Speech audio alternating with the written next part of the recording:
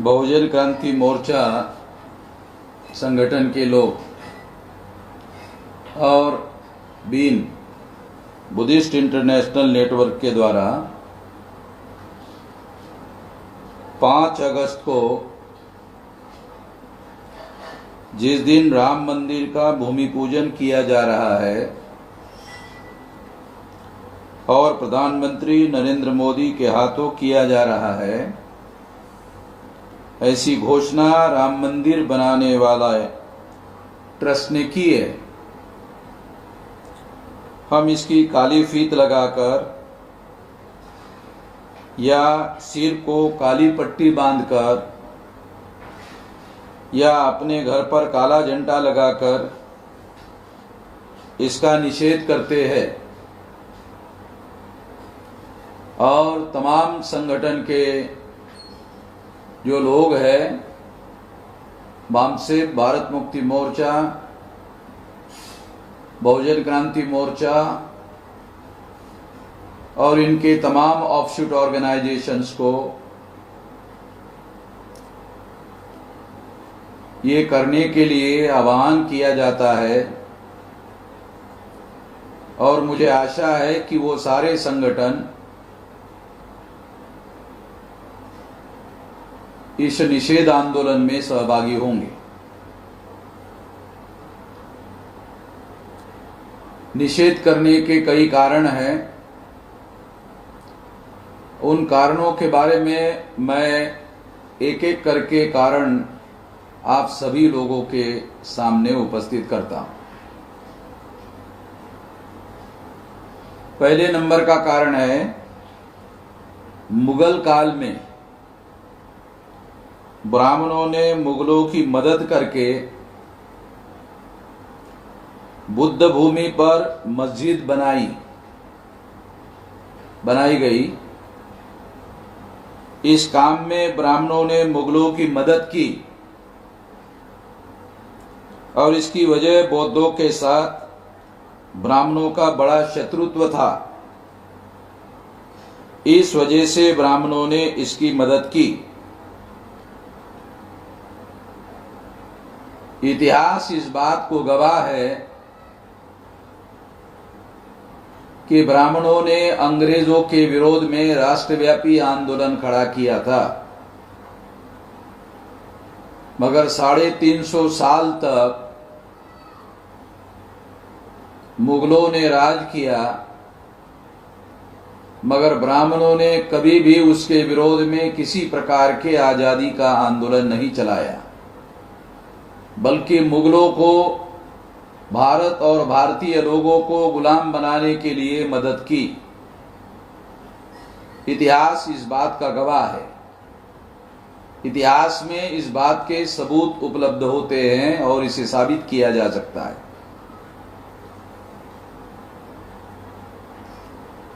दूसरा कारण, मुगल आक्रमणकारी थे, आक्रांता थे और विदेशी थे। ब्राह्मण भी विदेशी है डीएनए के अनुसार और आक्रमणकारी थे और है। यह बात इस घटना से सिद्ध होती है कि ब्राह्मणों ने मुगलों को बुद्ध भूमि पर मस्जिद बनाने के लिए मदद की। ऐसे भी कहा जा सकता है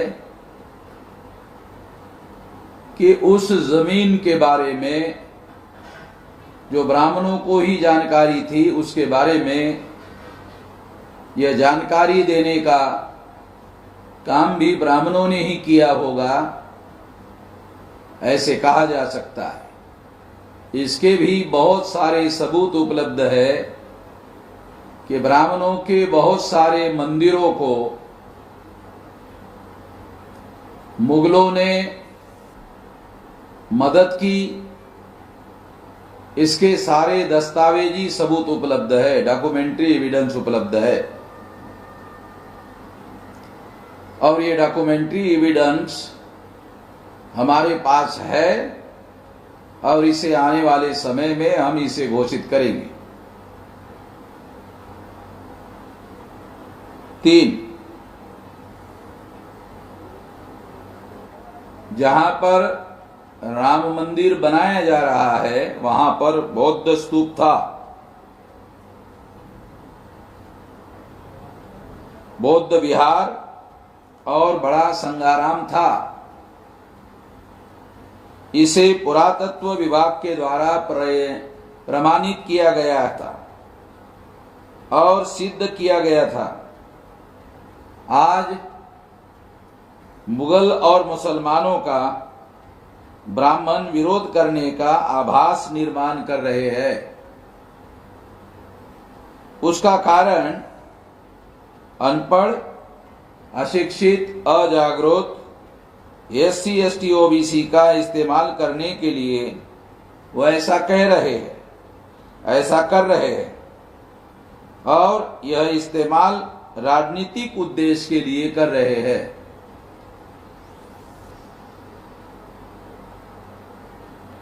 नंबर 4, जब राम मंदिर बनाने का ट्रस्ट बनाने का समय आया तो उस ट्रस्ट में SC ST OBC के एक भी सदस्य को नहीं लिया गया। यह इसका सबूत है कि ब्राह्मण अपने मकसद के लिए SC ST OBC का इस्तेमाल करना चाहते थे। नंबर 5, वह भूमि राम जन्मभूमि नहीं है, वो बौद्ध भूमि है। बुद्ध का वहां पर स्तूप है, विहार है, संघाराम है, ऐसा पुरातत्व विभाग ने अपने रिपोर्ट में लिखा है। नंबर 6, वहां पर राम से संबंधित एक भी सबूत नहीं मिला है या पुरातत्व को राम मंदिर से संबंधित एक भी सबूत नहीं मिला है। राम की एक भी वस्तु नहीं मिली है। इतना ही नहीं, ब्राह्मणों को बाबरी मस्जिद में राम लला की मूर्ति रखने के लिए राम लला की मूर्ति गोरखपुर से लानी पड़ी, इसका भी हमारे पास सबूत है और प्रशासन के मदद से उसे वहां पर रख दिया। यह इस बात का सबूत है कि तथाकथित अयोध्या में राम का एक भी पुरातत्वीय अवशेष नहीं मिला। नंबर 7, इलाहाबाद के हाईकोर्ट के आदेश पर बाबरी मस्जिद के नीचे पुरातत्व विभाग ने जो खुदाई की उसमें जो पुरातत्वीय वस्तुएं मिली उसकी जो लिस्ट पुरातत्व ने दी है, जिसके हमारे पास सबूत है, उससे सिद्ध होता है कि वह वस्तुएं पुरातत्वीय थी और बौद्धों की है।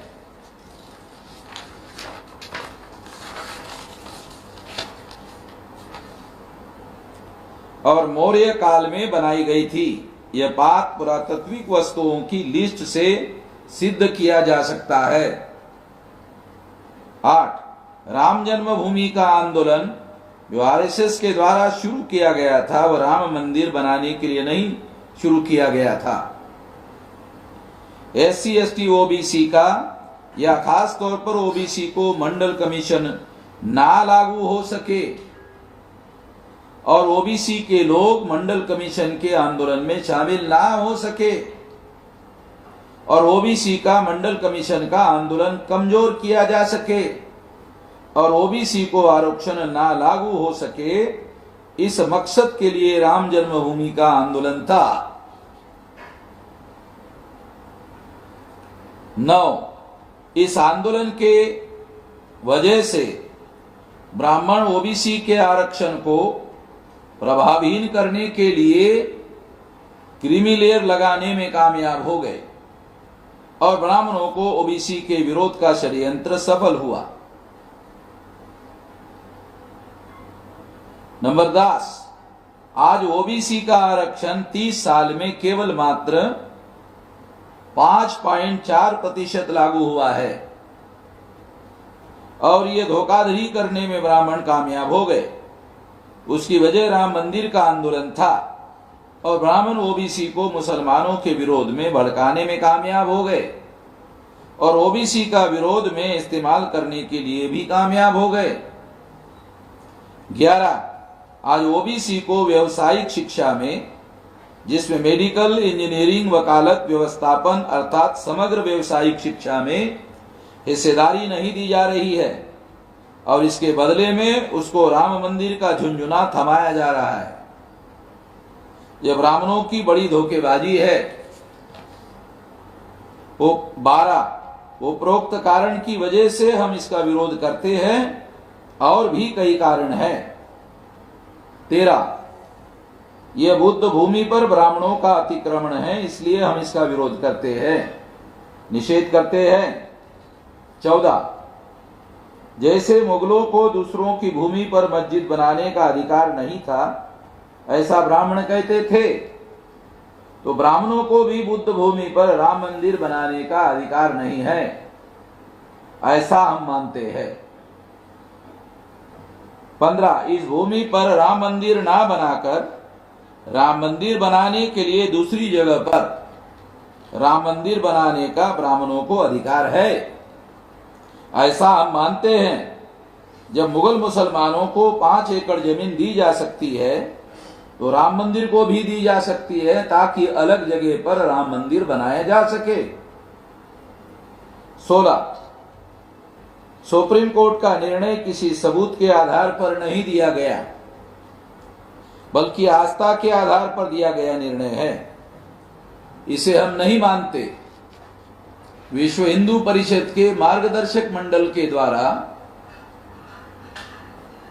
जब इलाहाबाद हाईकोर्ट ने सबूत मांगा था, तो मार्गदर्शक मंडल ने हरिद्वार में 3 दिन मीटिंग करने के बाद यह ऐलान किया था कि राम वहीं पर पैदा हुए, यह हमारी आस्था का सवाल है और आस्था के कोई सबूत नहीं हुआ करते। खुद उन्होंने इसके सबूत नहीं है, इसका ऐलान हरिद्वार में किया था।